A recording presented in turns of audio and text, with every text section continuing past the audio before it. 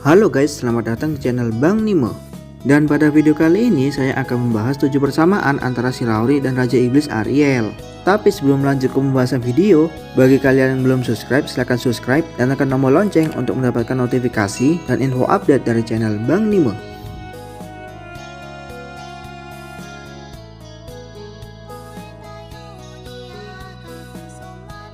Number 1. Merupakan ibu dari jenis monster laba-laba.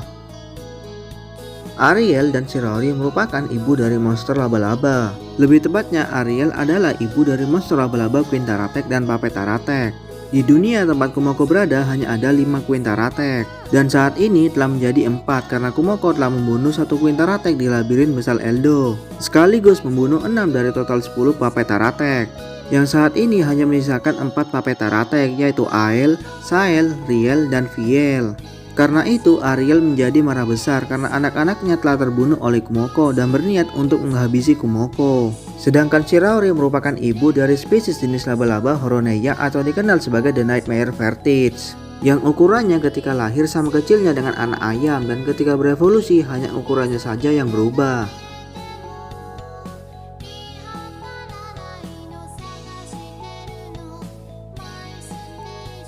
Number 2. Memiliki tujuan yang akan berakhir pada akhir yang sama. Tujuan dari perjuangan Ariel selama ribuan tahun adalah agar dapat membebaskan Dewi Sariel dari belenggu sistem. Demi melakukan itu, dia rela melakukan apa saja, bahkan jika harus mengorbankan setengah dari populasi manusia untuk bisa melakukan itu, atau bahkan lebih. Di sisi lain, tujuan Shiraori awalnya adalah agar menjadi kuat untuk dapat bertahan hidup di dunia itu. Tapi karena dia telah melampaui sistem dan menjadi dewa, hampir tidak ada makhluk di dunia itu yang dapat melawan Shiraori kecuali mungkin Guilo dan Dewi Sariel yang dalam keadaan primanya. Tapi sekarang dia benar-benar sekarat karena terus-menerus menyumbangkan energinya ke dalam sistem. Jadi sekarang Shiraori telah berhasil mencapai tujuannya, yaitu menjadi kuat. Dan sekarang dia memiliki tujuan baru, yaitu membantu Ariel menyelamatkan Dewi Sariel dari belenggu sistem. Meski harus membunuh setengah populasi dari manusia atau bahkan lebih untuk bisa melakukan itu.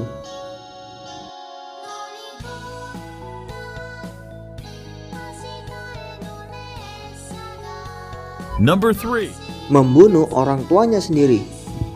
Persamaan antara mereka berdua yang lain adalah mereka membunuh orang tua mereka sendiri. Shiraori membunuh ibunya yaitu Quintaratek dengan mengirim pikiran paralel untuk memakan jiwa milik Quintaratek. Ketika itu Kumoko menyerang Quintaratek ketika status miliknya lebih rendah daripada Kumoko, tanpa menyiapkan rencana sedikit pun.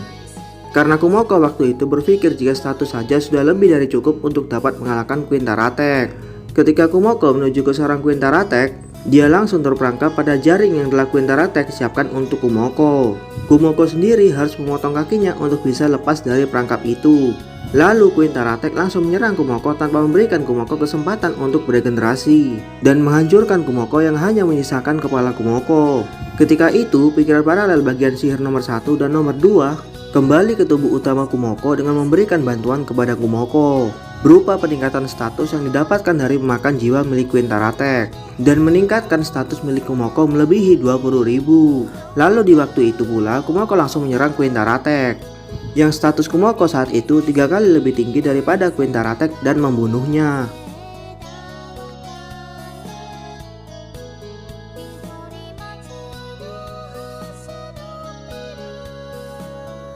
Lalu selanjutnya ada Ariel yang membunuh Potimas ketika pertempuran di desa Elf.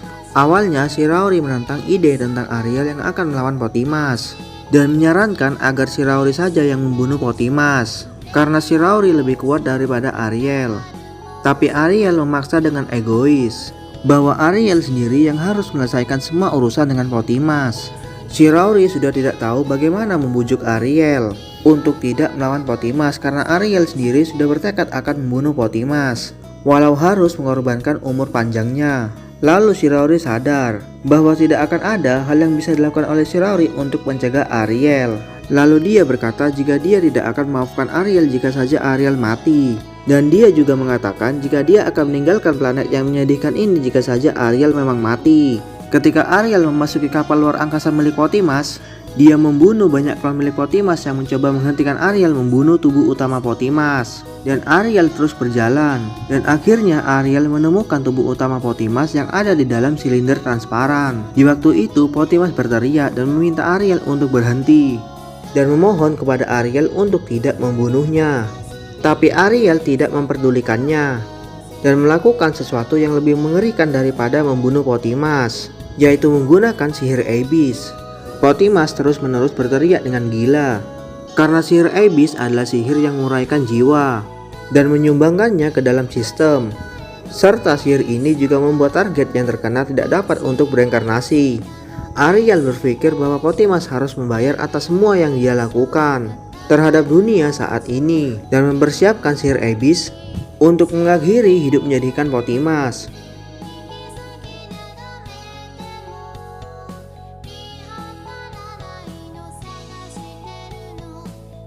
Number 4. Memiliki penampilan yang tidak sesuai dengan usianya. Meskipun terlihat seperti seorang anak berusia 10 tahunan, tapi sebenarnya Ariel merupakan salah satu makhluk tertua di dunia itu. Bahkan Ariel sudah ada sebelum sistem tercipta, yang membuat Ariel pantas mendapatkan gelar Ancient Divine Beast, yang syaratnya agar mendapatkan gelar ini adalah harus ada sebelum sistem tercipta. Lalu adapun Shiraori. Ketika Shiraori mencapai keilahian dan menjadi dewa, dia jadi memiliki tubuh seorang gadis remaja yang memiliki wajah serupa dengan Di. Walau sebenarnya umur Shiraori waktu itu sekitar 3 tahunan. Dan setelah berevolusi menjadi dewa, Shiraori menjadi abadi. Jadi usia tua tidak akan dapat membunuh Shiraori.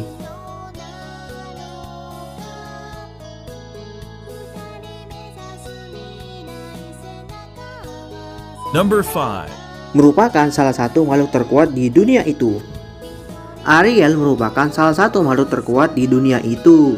Bahkan hanya ada sedikit makhluk di dunia itu yang mampu bertarung satu lawan satu melawan Ariel dan membunuhnya. Salah satu dari makhluk itu adalah Potimas dan orang yang menyandang gelar pahlawan, seperti pahlawan Julius yang sudah mati yang dibantai oleh Shiraori dan juga Shun. Shiraori juga sama. Di dunia itu hampir tidak ada makhluk yang dapat melawan Shiraori.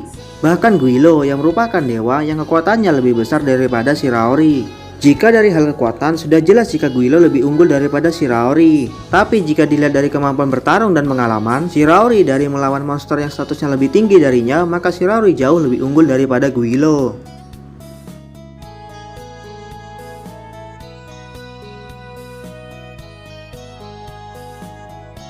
Number 6. Sama-sama seorang perempuan. Ini merupakan fakta yang tidak perlu saya bahas, karena sudah jelas jika Ariel dan Shiraori merupakan seorang perempuan. Walau terkadang ketika saya melihat Kumoko, saya selalu lupa jika dia adalah perempuan, karena waktu itu dia dalam wujud laba-labanya. Setelah Shiraori berevolusi menjadi dewa, dia jadi memiliki bentuk manusia menyerupai Wakabahiro. Walau dia sebenarnya bukan Wakabahiro, melainkan laba-laba yang dimanfaatkan oleh Di untuk menggantikan dirinya agar Di dapat terus bermalas-malasan. Terkadang Shiraori juga sedikit terganggu dengan fakta bahwa dada milik Shiraori lebih kecil dari milik Sofia, dan terkadang ingin memotongnya. Ya, itu agak wajar jika Shiraori juga cemburu. Shiraori juga perempuan walau terlihat seperti itu.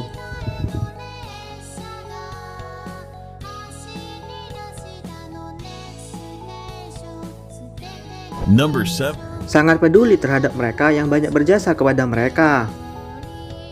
Di antara banyaknya karakter yang telah banyak membantu Shiraori, sudah jelas jika ada beberapa karakter yang dipedulikan dan mendapatkan banyak perhatian oleh Shiraori, seperti Ariel dan Philimos.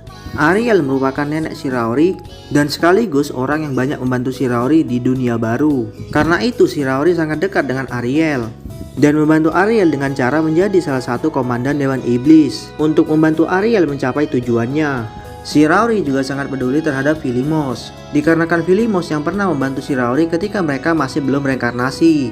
Ketika Shiraori diganggu oleh Hyugo saat masih menjadi laba-laba di kelas para reinkarnasi.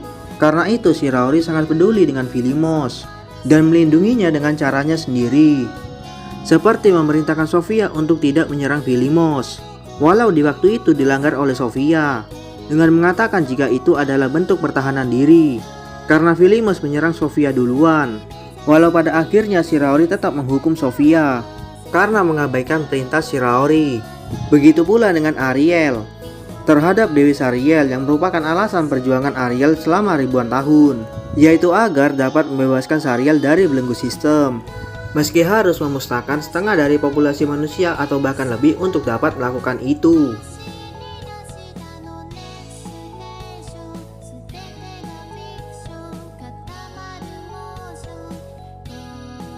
Baiklah, sekian video kali ini. Jika ada kesalahan, saya minta maaf dan terima kasih telah menonton. Assalamualaikum warahmatullahi wabarakatuh.